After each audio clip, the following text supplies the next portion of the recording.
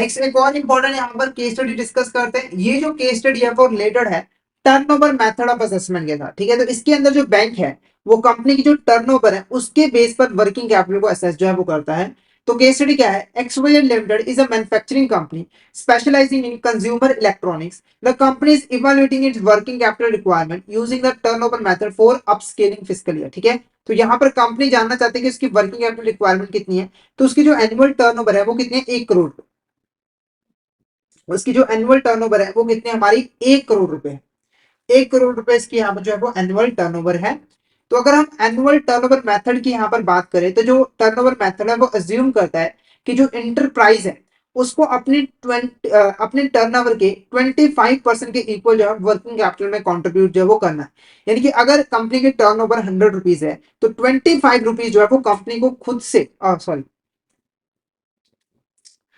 खुद से नहीं, तो फिर से एक बार डिस्कस कर लेते हैं। देखो ये जो टर्नओवर मेथड है वो बेसिकली यहाँ पर क्या कहता है, टर्नओवर मेथड कहता है कि किसी भी इंटरप्राइज को अपने टर्नओवर के 25% के इक्वल जो है वर्किंग कैपिटल की जरूरत जो है वो पड़ती है। यानी कि अगर किसी कंपनी की जो अगर किसी कंपनी की जो टर्नओवर है वो यहाँ पर 100 है तो उसे यहाँ पर 25 रुपीज की जरूरत है वर्किंग कैपिटल के लिए। ठीक है, उसके बाद आउट ऑफ 25% जो 20% है वो बैंक यहाँ पर कॉन्ट्रीब्यूट कर देता है और बाकी का जो 5% होता है वो इंटरप्राइज जो है वो कंट्रीब्यूट कर देती है। क्लियर है। अब इसके बेस पर आपको यहाँ पर क्वेश्चन के आंसर जो है वो करने हैं। तो फर्स्ट क्वेश्चन देखो, based on the turnover method what is the gross working capital requirement for XYZ limited if the annual turnover is 1 crore rupees. अगर यहाँ पर कंपनी की जो एनुअल टर्नओवर है वो 1 करोड़ रुपीज है तो टोटल कितने यहाँ पर ग्रॉस वर्किंग कैपिटल की उसे यहाँ पर जरूरत है। तो देखो मैंने आपको स्टार्ट में बताया कि ये जो मेथड वो अज्यूम करता है कि इंटरप्राइज की जितनी भी टर्नओवर होगी उसके 25% के इक्वल जो है उसे ग्रॉस वर्किंग कैपिटल की जरूरत जो है वो पड़ती है। यानी कि हमें सिंपली 1 करोड़ का जो 25% है, 1 करोड़ का जो 25% है वो हमें यहाँ पर कैलकुलेट जो है वो कर लेना है। तो वो हमारा लगभग कितना आ जाएगा, 25 लाख रुपए। तो वो हमारा कितना आ जाएगा यहाँ पर, लगभग 25 लाख रुपए जो है वो आ जाएगा। 25 लाख यहाँ पर हमारा करेक्ट आंसर रहेगा। 25 lakh is the correct answer. तो हमारा जो करेक्ट आंसर रहेगा वो ऑप्शन सी 25 लाख हमारा यहाँ पर करेक्ट आंसर रहेगा। 25 लाख हमारा यहाँ पर करेक्ट आंसर जो है वो रहेगा। तो इस तरीके से आप आसानी से जो है वो कैलकुलेट कर सकते हो। नेक्स्ट क्वेश्चन की बात करो, how much working capital will XYZ limited receive from the bank according to the turnover method. ठीक है, तो अगर हम यहाँ पर टर्नओवर मेथड की बात करें तो कितना वर्किंग कैपिटल जो है एक्सवाईजेड लिमिटेड जो है वो बैंक से रिसीव करेगी। यानी कि बैंक यहाँ पर कितना वर्किंग कैपिटल फाइनेंस जो है वो प्रोवाइड करेगी। तो जैसे कि हमने ऊपर यहाँ पर डिस्कस किया था कि 25% में से जो 20% होगा वो बैंक यहाँ पर प्रोवाइड कर देगा इंटरप्राइज को।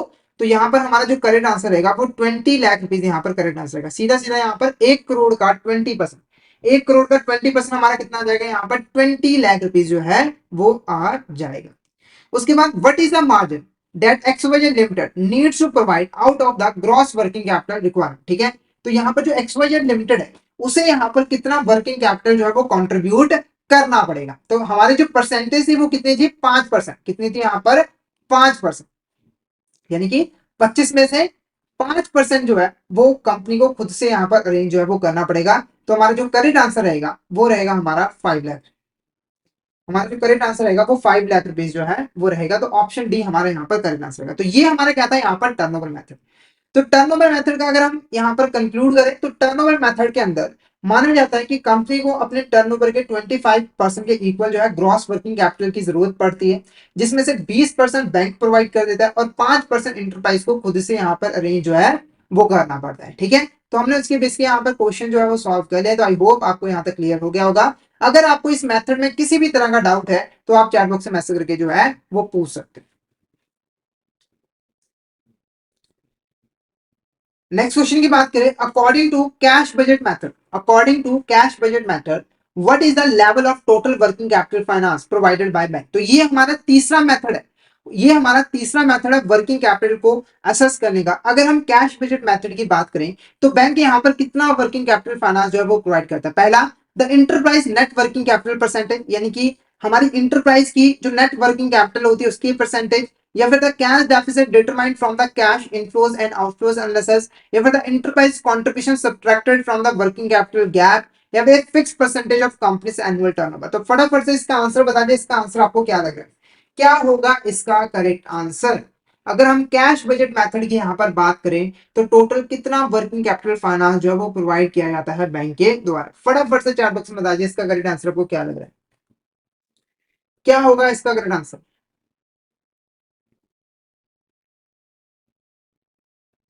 तो इसका जो करेक्ट आंसर है वो है ऑप्शन बी। ऑप्शन बी हमारा यहाँ पर करेक्ट आंसर रहेगा। तो कैश बजट मेथड के अंदर हमारा जो बैंक है वो पहले कंपनी के जो कैश इनफ्लोज है, यानी कि उनके पास जो पैसा आ रहा है, और जो कैश आउटफ्लोज है, जो कि पैसा उनके पास से जा रहा है, उसका वो एनालिसिस करते हैं, और जो भी कैश डेफिसिट होता है वो यहाँ पर लोन के फॉर्म में प्रोवाइड कर देते हैं। जैसे अगर एक एग्जांपल के लिए मान के चलो एक्सवाईजेड कंपनी है, उसके जो कैश इनफ्लोज है वो कितने यहाँ पर 10 लाख रुपए के हैं, और जो कैश आउटफ्लोज है वो कितने यहाँ पर 12 लाख रुपए के हैं। ठीक है, तो यहाँ पर आप देखोगे कंपनी के पास पैसे कितने आ रहे हैं 10 लाख रुपए, और पैसे जा कितने रहे हैं 12 लाख रुपए, यानी कि 2 लाख रुपए यहाँ पर ज्यादा जा रहे हैं। ठीक है, तो ये 2 लाख रुपए क्या है, हमारा कैश डेफिसिट है, यानी कि 2 लाख रुपए की कंपनी को कमी पड़ रही है। तो ये जो 2 लाख रुपए है वो यहाँ पर बैंक जो है वर्किंग कैपिटल फाइनेंस के फॉर्म में जो है वो प्रोवाइड कर देगा। तो ऑप्शन बी हमारे यहाँ पर करेक्ट आंसर जो है वो रहेगा। ऑप्शन बी हमारे यहाँ पर करेक्ट आंसर जो है वो रहेगा।